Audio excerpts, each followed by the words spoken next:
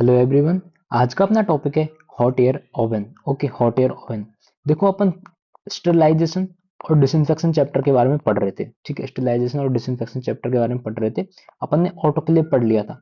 ठीक है, ऑटोक्लेव अपन ने पढ़ लिया था। अब आज के लेक्चर में अपन पढ़ेंगे हॉट एयर ओवन के बारे में। ओके, इसका इंट्रोडक्शन अपन देखेंगे, कंपोनेंट्स देखेंगे, इसके एडवांटेज और डिसएडवांटेज अपन देखेंगे। ठीक है, ये देखो, ये ड्राई हीट स्टरलाइजर है, इसको अपन हॉट एयर ओवन बोलते हैं। सारी चीजें अपन डिटेल में इस वीडियो में आगे पढ़ने वाले हैं। ठीक है, जिसने ऑटोक्लेव नहीं देखा वो इस चैप्टर के पिछले वाले वीडियो में जाके पढ़ ले। ठीक है, अब देखो, अब अपन आगे स्टार्ट करने से पहले अपन एक बार देख लेते हैं कि स्टेरिलाइजेशन क्या होता है। देखो, मान लो कोई भी सरफेस है। ठीक है, मान लो कोई भी सरफेस है या ऑब्जेक्ट की। ठीक है, या फिर कोई भी मीडियम है, तो इससे सारे के सारे माइक्रो ऑर्गेनिज्म को किल करना। ठीक है, ऑल माइक्रो ऑर्गेनिज्म को अपन को किल करना है। ठीक है, इंक्लूडिंग इंक्लूडिंग बैक्टीरियल स्पोर। ठीक है, बैक्टीरियल स्पोर को भी खत्म करना है। ठीक है, उसको अपन बोलते हैं स्टेरिलाइजेशन। ठीक है, स्टेरिलाइजेशन। अब देखो, इसमें अपन ने दो तरह से पढ़ा था। एक तो अपन ने पढ़ा था मॉइस्ट हीट स्टेरिलाइजर होते हैं जो। ठीक है, फिजिकल मेथड में क्या पढ़ा था? Moist heat steriliser. और एक पढ़ा था अपन ने ड्राई हीट स्टेरिलाइजेशन। अपन ने क्लासिफिकेशन लास्ट लेक्चर में पढ़ लिया है। ठीक है, ड्राई हीट स्टेरिलाइजर। ठीक है, देखो, मॉइस्ट हीट स्टेरिलाइजर क्या होते हैं? जिनमें अपन वाटर से क्या स्टीम प्रोड्यूस करते हैं। ठीक है, वाटर से क्या है, स्टीम प्रोड्यूस करते हैं, जो कि मॉइस्ट हीट होती है। ठीक है, और इसका एग्जांपल पढ़ा था अपन ऑटोक्लेव। ठीक है, ऑटोक्लेव। ठीक है, अब यहाँ पे ड्राई हीट क्या होता है? ड्राई हीट में अपन वाटर से कोई स्टीम प्रोड्यूस नहीं करते। ठीक है, स्टीम प्रोड्यूस इसमें नहीं करते। ठीक है, सीधी की सीधी ड्राई एयर होती है, उसको अपन बोलते हैं ड्राई हीट स्टेरिलाइजेशन। इसमें अपन एग्जांपल पढ़ते हैं, जैसे हॉट एयर ओवन हो गया अपना। ठीक है, हॉट एयर ओवन हो गया। ठीक है, या फिर इंसिनरेशन।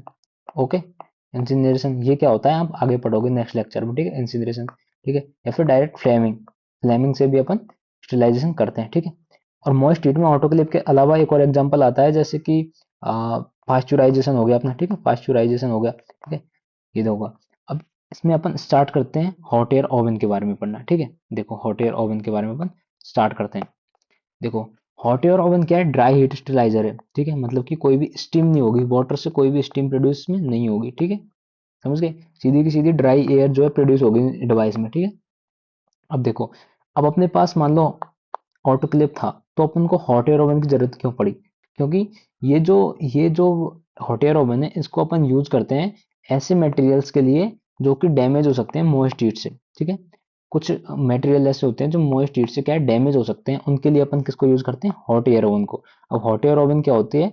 हॉट एयर ओवन होते हैं ड्राई हीट। ठीक है, ड्राई हीट होती है इसमें। ओके, और या फिर जो है मोइस्ट हीट के लिए क्या है, इम्पेनिट्रेबल है, मतलब कि मोइस्ट हीट इनको पेनिट्रेट नहीं कर सकती। ठीक है, उनके लिए अपन क्या यूज करते हैं? हॉट एयर ओवन यूज करते हैं।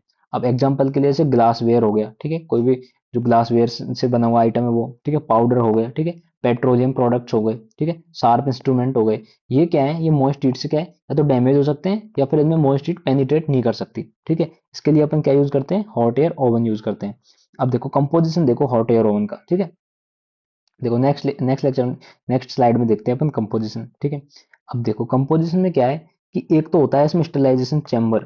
हॉट एयर ओवन में क्या होता है? एक तो स्टेलाइजेशन चैम्बर होता है पूरा। देखो, ये फोटो में दिख रहा है आपको, पूरा पूरा स्टेलाइजेशन चैम्बर होता है। ठीक है, एक इसमें फैन लगा होता है, एक इसमें फैन लगा होता है अंदर। ठीक है, अब ये फैन क्या करता है? ये हॉट एयर का क्या है, प्रॉपर डिस्ट्रीब्यूशन करता है। ठीक है, अब ये जो चैम्बर है, ठीक है, ये इलेक्ट्रिकली हीटेड होता है। ठीक है, इलेक्ट्रिकली इसको क्या है, गरम गरम करेंगे। ठीक है, उससे क्या होगा? हॉट एयर इसमें प्रोड्यूस होगी। ठीक है, हॉट एयर प्रोड्यूस होगी, और जो फैन है वो क्या करवाएगा? प्रॉपर डिस्ट्रीब्यूशन करवाएगा हॉट एयर का। ठीक है, अब फैन जो है इसका प्रॉपर डिस्ट्रीब्यूशन करवाएगा, तो अच्छे से सारे जो मटेरियल उसको पेनिट्रेट कर सकती है। इसके अंदर जो भी मटेरियल रखेंगे अपन, उसमें अच्छे से पेनिट्रेट कर सकती है। ठीक है, हॉट एयर, तो अच्छे से स्टेरिलाइजेशन हो जाएगा। ठीक है, अब देखो, इसका मैकेनिज्म ऑफ एक्शन देखते हैं अपन, इसका हॉट एयर ओवन का। ठीक है, ये क्या करता है? ऑक्सीडेशन करता है सेल कंस्टिट्यूएंट्स का। माइक्रोब की जो भी सेल है, ठीक है, उसके जो भी कंस्टिट्यूएंट है उनका क्या कर देगा? ऑक्सीडेशन कर देगा, मतलब डैमेज कर देगा। ठीक है, जैसे कि सेल मेम्ब्रेन को डैमेज कर देगा। ठीक है, सेल वाल को डैमेज कर देगा, उसके प्रोटीन्स को डैमेज कर देगा।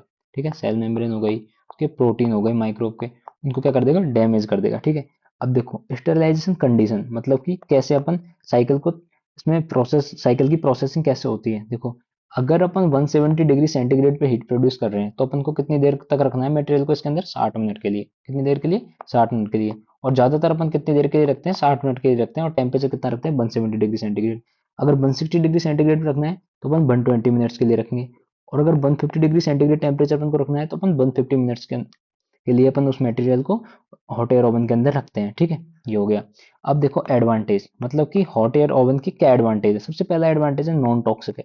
क्या है? नॉन टॉक्सिक है, मतलब कि कोई भी टॉक्सिक टॉक्सिक प्रोडक्ट नहीं छोड़ता है बाद में जो कि अपने मटेरियल को नुकसान पहुंचाए, ठीक है। और देखो मटेरियल के अंदर क्या है, पेनिट्रेट अच्छे से होता है, ठीक है, पेनिट्रेट वेल इनटू मटेरियल, ठीक है।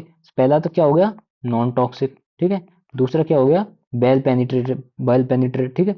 अगला है लो ऑपरेटिंग कॉस्ट, मतलब कि कॉस्ट इसका कम है। ऑटोक्लेव के कंपेयर में क्या है, इसका जो कॉस्ट है वो क्या है, कम है, ठीक है। ये हो गया आपके पास। अब इसके डिसएडवांटेज देखो।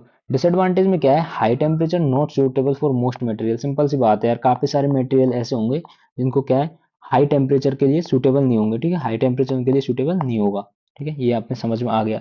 अब स्टेरिलाइजेशन कंट्रोल के लिए अपन यूज करते हैं स्पोर्स ऑफ बैसिलस एट्रोपियस। देखो कैसे स्टेरिलाइजेशन कंट्रोल होता क्या है, देखो अपन क्या करेंगे, कोई भी जो भी सरफेस अपन स्टेरिलाइज कर रहे हैं, जो भी मटेरियल अपन स्टेरिलाइज कर रहे हैं, उस पर क्या रखेंगे, स्पोर रख देंगे बैसिलस एट्रोपियस के, ठीक है। अब बैसिलस एट्रोपियस के स्पोर रख दिए, तो अपन देखेंगे कि अगर ये स्पोर जो है खत्म हो गए, मतलब कि स्टेलाइज ये स्पोर भी डिस्ट्रॉय हो गए, मतलब कि अच्छे से स्टेलाइजेशन हो गया मटेरियल का, ठीक है, अच्छे से स्टेलाइजेशन हो गया, ओके। और ये क्या होते हैं, ये स्पोर्स जो होते हैं वो मोर रेजिस्टेंट होते हैं ड्राई हीट के लिए, ठीक है, समझ में आ गया। ये हो गया।